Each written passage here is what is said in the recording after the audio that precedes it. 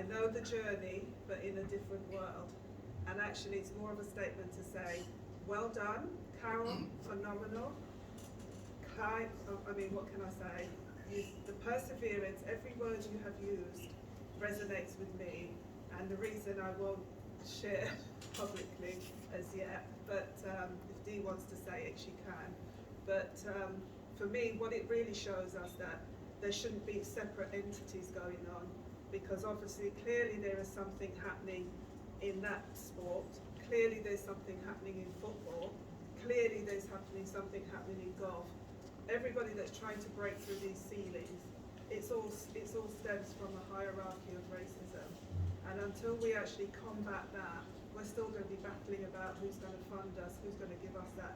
But it does take, you sacrifice a lot. And I don't think people realise the sacrifices that you guys have probably made, really, just by sitting there and telling your story. So well done.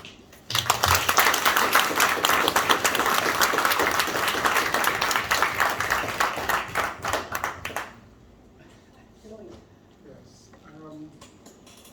my cousin, and this is for Brendan as well. I know my cousin worked extremely hard to get to where he is at this point.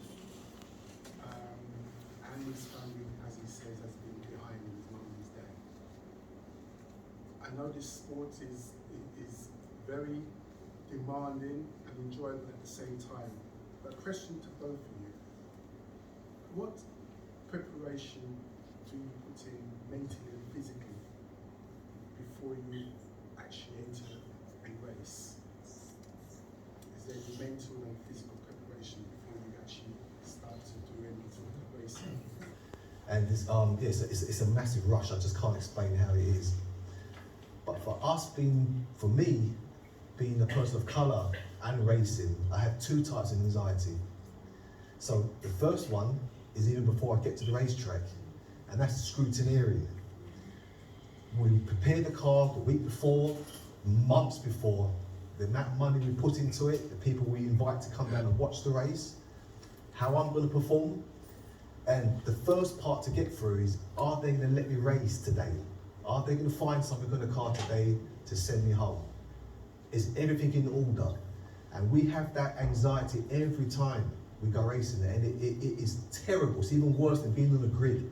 And when you get past that first bit, and you know you're actually going to race today, the burden comes off of you, and you get in the car, and you can stay more focused.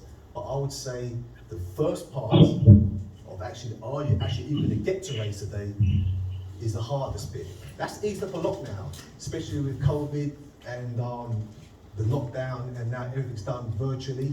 So your scrutineering is done via the internet and signing on. It's an easy. I wish I had that feeling 10, 15 years ago.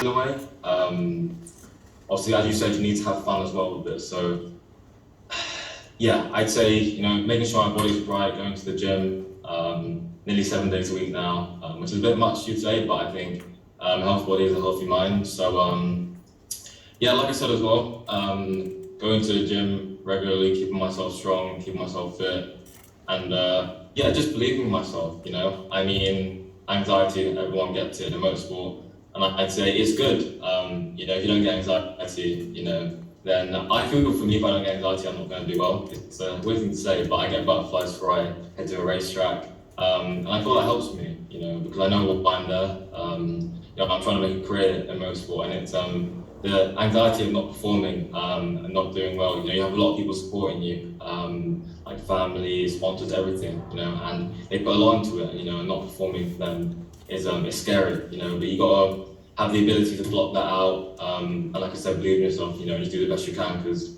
at the end of the day, you can't do anything but your best. So yeah, but no, I believe the ability to have a tunnel vision to what you want to do in your career.